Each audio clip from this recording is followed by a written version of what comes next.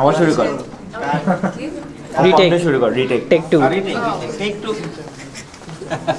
Action সবাইকে 21 শুভেচ্ছা। আজকে 21 ফেব্রুয়ারি আমাদের দেশের জন্য একটা খুবই বড় দিন, আর শুধু আমাদের জন্য না, অ্যাকচুয়ালি 21 ফেব্রুয়ারি হচ্ছে আন্তর্জাতিক মাতৃভাষা দিবস। তো যেহেতু আমরা অনেকেই জানি না এই 21 ফেব্রুয়ারিতে কি কি হয়েছিল, এর জন্য আমাদেরকে একটা ছোট্ট হিস্ট্রি লেসন দিবে আমাদের বিদিশা বৌদি।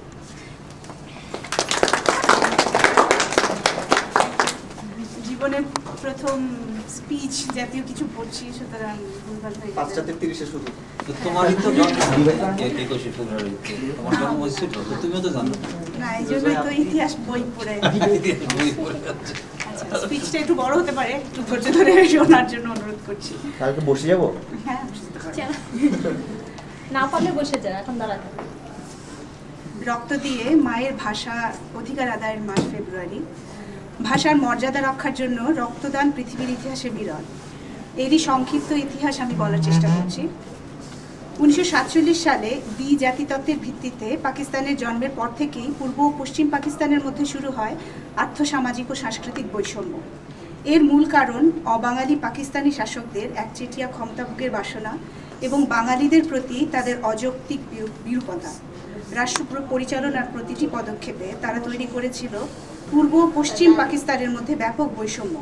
পূর্ববঙ্গ ও বাঙালি হয়ে ওঠে সেই বৈষম্যের শিকার।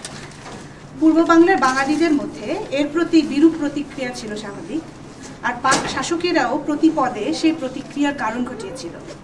47 সালের শেষ দিকে করাচিতে অনুষ্ঠিত শিক্ষা সম্মেলনে পাকিস্তানের একমাত্র রাষ্ট্র হিসাবে উর্দুকে গ্রহণের সুপারিশ এবং নতুন রাষ্ট্রে সদ্য প্রকাশিত ডাকটিকেট, মানি অর্ডার ফর্ম ইত্যাদিতে উর্দু আর ইংরেজির পাশে বাংলার অনুপস্থিতির মতো বৈষম্যমূলক ঘটনা একের পর এক ঘটতেই থাকে।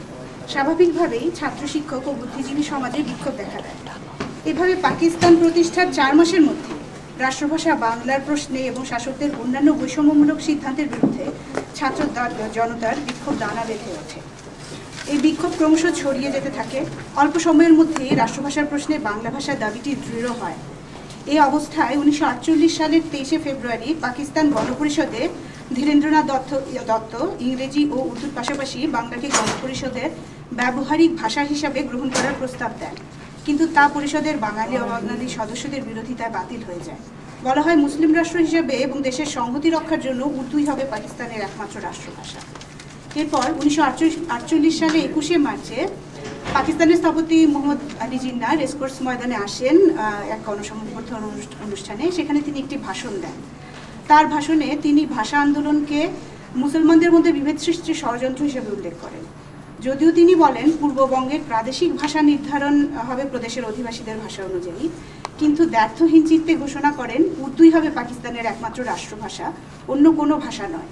জিন্নাহর এই মন্তব্যে তাৎক্ষণিকভাবে বিক্ষোভ প্রদর্শন করে উপস্থিত ছাত্র জনতা। উর্দুই হবে পাকিস্তানের একমাত্র রাষ্ট্রভাষা, এই বিরূপ উক্তিতে আন্দোলনকারীরা ক্ষুব্ধ হয়ে ওঠে। 24 মার্চ ঢাকা বিশ্ববিদ্যালয়ের কার্জন হলে গিয়ে তিনি একই ধরনের বক্তব্য রাখেন। যখন তিনি উর্দুর ব্যাপারে তার অবস্থানের কথা আবার উল্লেখ করেন, তখন উপস্থিত ছাত্ররা সমস্বরে না না বলে চিৎকার করতে থাকে।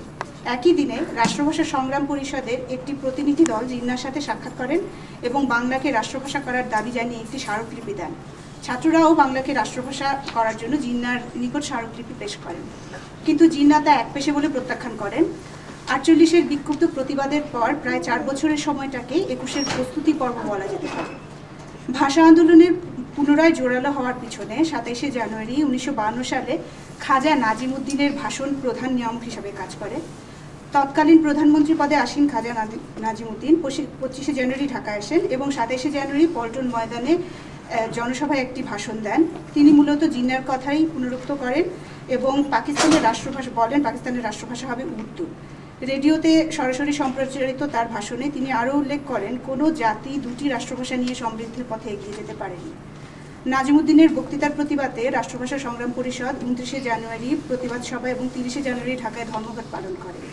সেদিন ছাত্র নেতৃবৃন্দ ঢাকা বিশ্ববিদ্যালয়ে আমতলায় সমবেত হয়ে 4 ফেব্রুয়ারি ধর্মঘট ও প্রতিবাদ সভা করার সিদ্ধান্ত নেয়। 1952 সালের 31শে জানুয়ারি ঢাকা বিশ্ববিদ্যালয়ের বার লাইব্রেরি হলে অনুষ্ঠিত সভায় মৌলানা ভাসানীর নেতৃত্বে 40 সদস্যের সর্বদলীয় কেন্দ্রীয় রাষ্ট্রভাষা কর্মপরিষদ গঠিত হয়। পরিষদ 21শে ফেব্রুয়ারিতে হরতাল, সমাবেশ ও মিছিলের বিস্তারিত কর্মপরিকল্পনা গ্রহণ করে। পূর্ব সিদ্ধান্ত অনুযায়ী 4 ফেব্রুয়ারি ঢাকা বিশ্ববিদ্যালয় এবং অন্যান্য শিক্ষা প্রতিষ্ঠানের ছাত্ররা ঢাকা বিশ্ববিদ্যালয় প্রাঙ্গণে এসে জড়ো হয়। সমাবেশ থেকে আরবি লিপিতে বাংলা লেখার প্রস্তাবের প্রতিবাদ এবং বাংলাকে রাষ্ট্রভাষা হিসাবে গ্রহণের দাবি জানানো হয়। ছাত্ররা তাদের সমাবেশ শেষে এক বিশাল বিক্ষোভ মিছিল বের করে। 20শে ফেব্রুয়ারি সরকার 1 মাসের জন্য সভা, সমাবেশ ও মিছিল নিষিদ্ধ করে 144 ধারা জারি করে। ওই দিন রাতেই বৈঠক করে সর্বদলীয় রাষ্ট্রভাষা সংগ্রাম পরিষদ 144 ধারা ভঙ্গ করে এবং পূর্ব নির্ধারিত কর্মসূচি পালনের সিদ্ধান্ত নেয়। এর পরিপ্রেক্ষিতে 21শে ফেব্রুয়ারি সকাল 9টা থেকে বিভিন্ন শিক্ষা প্রতিষ্ঠানের ছাত্ররা ঢাকা বিশ্ববিদ্যালয়ের প্রাঙ্গণে এসে জড়ো হয়। তারা 144 ধারার বিপক্ষে স্লোগান দিতে থাকে। পুলিশ অস্ত্র হাতে সভাস্থলের চারিদিকে প্রাচীর তৈরি করে। বেলা 11:15টার দিকে ছাত্ররা গেটে জড়ো হয়ে প্রতিবন্ধকতা ভেঙে রাস্তায় নামতে চাইলে পুলিশ কাঁদানে গ্যাস বর্ষণ করে ছাত্রদের সতর্ক করে দেয়। কিছু ছাত্র এই সময় ঢাকা মেডিকেল কলেজের দিকে দৌড়ে চলে গেলেও বাকিরা ঢাকা বিশ্ববিদ্যালয়ের প্রাঙ্গণে পুলিশ দ্বারা অবরুদ্ধ হয়ে পড়ে এবং পুলিশের আগ্রাসনের বিরুদ্ধে বিক্ষোভ প্রদর্শন করতে থাকে। উপাচার্য তখন পুলিশকে কাঁদানে গ্যাস নিক্ষেপ বন্ধ করতে এবং ছাত্রদের বিশ্ববিদ্যালয় এলাকা ত্যাগ করতে বলে। কিন্তু ছাত্ররা ক্যাম্পাস ত্যাগ করার সময় পুলিশ তাদের গ্রেফতার করা শুরু করলে বিক্ষোভ ছড়িয়ে পড়ে। এই ঘটনায় ছাত্ররা আরও ক্ষুব্ধ হয়ে তাদের কর্মকাণ্ড পুনরায় শুরু করে।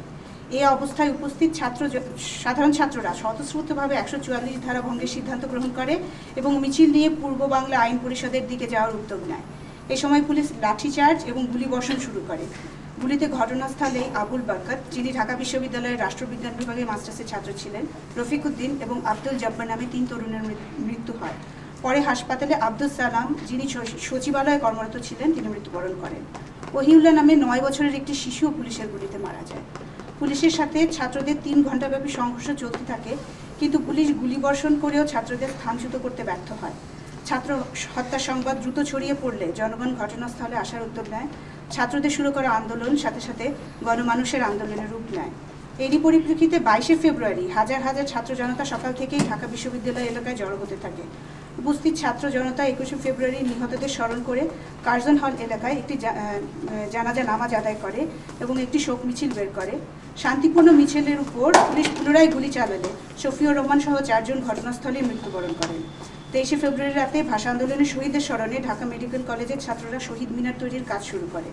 কাজ শেষ হয় 24শে ফেব্রুয়ারি ভোরে এবং সকাল 10টার দিকে শহীদ শফিউর রহমানের পিতাকে দিয়ে ফলকটি উন্মোচন করা হয়। 26শে ফেব্রুয়ারি 1952 সালে পুলিশ ঢাকা মেডিকেল কলেজের সম্মুখে স্থাপিত শহীদ স্মৃতি স্তম্ভটি গুঁড়িয়ে দেয়। এই অবস্থায় উপায়ন্তর না দেখে তৎকালীন পূর্ব বাংলার মুখ্যমন্ত্রী নুরুল আমিন আইন পরিষদে বাংলাকে পাকিস্তানের রাষ্ট্রভাষা হিসেবে স্বীকৃতি দেওয়া সংক্রান্ত একটি প্রস্তাব আনেন এবং প্রস্তাবটি সর্বসম্মতভাবে পাশ হয়। 1954 সালের 7ই মে যুক্তফ্রন্ট সরকারের উদ্যোগে পাকিস্তান সরকার বাংলাকে একটি রাষ্ট্রভাষা হিসেবে স্বীকার করে একটি প্রস্তাব গ্রহণ করেন এবং 1956 সালের 16ই ফেব্রুয়ারি পাকিস্তানের অ্যাসেম্বলিতে বাংলাকে রাষ্ট্রভাষা হিসেবে স্বীকৃতি প্রদান করে সংবিধানের অন্তর্গত করার জন্য প্রস্তাব উত্থাপিত হয়, যা 26শে ফেব্রুয়ারি 1956 সালে স্বীকৃতি দেওয়া হয় এবং 3রা মার্চ তা কার্যকরী করা হয়। এভাবে 1947 সালে মায়ের ভাষার কথা বলা যে আন্দোলন শুরু হয়েছিল তার সাফল্য অর্জিত হয়। এই 52-এর এই ভাষা আন্দোলন শুধু ভাষার মধ্যে সীমিত থাকেনি, ভাষাভিত্তিক চেতনায় জাতিক্রমে ঐক্যবদ্ধ স্বাধিকার প্রতিষ্ঠার আন্দোলনের সোচ্চার হয়েছে। এই আন্দোলন পরবর্তীকালে বাংলাদেশে মুক্তিযুদ্ধের বীজ বপন করে দিয়েছিল। শোষণ শাসনের শিকল ছিঁড়ে মুক্তিকামী মানুষ 21-এর চেতনার পথ ধরেই 71-এর রক্তাক্ত মুক্তি সংগ্রামের মধ্য দিয়ে অর্জন করেছে মহান স্বাধীনতা। গৌরবোজ্জ্বল এই দিবসের অনন্যতা বিষয়ে জাতির গর্ব আরও বেড়ে গেছে 1999 সালে ইউনেস্কো 21শে ফেব্রুয়ারিকে আন্তর্জাতিক মাতৃভাষা দিবস হিসাবে ঘোষণা দেওয়ার পর। 21 এখন সারা বিশ্বে ভাষা ও অধিকারজনিত সংগ্রাম ও মর্যাদার প্রতীক।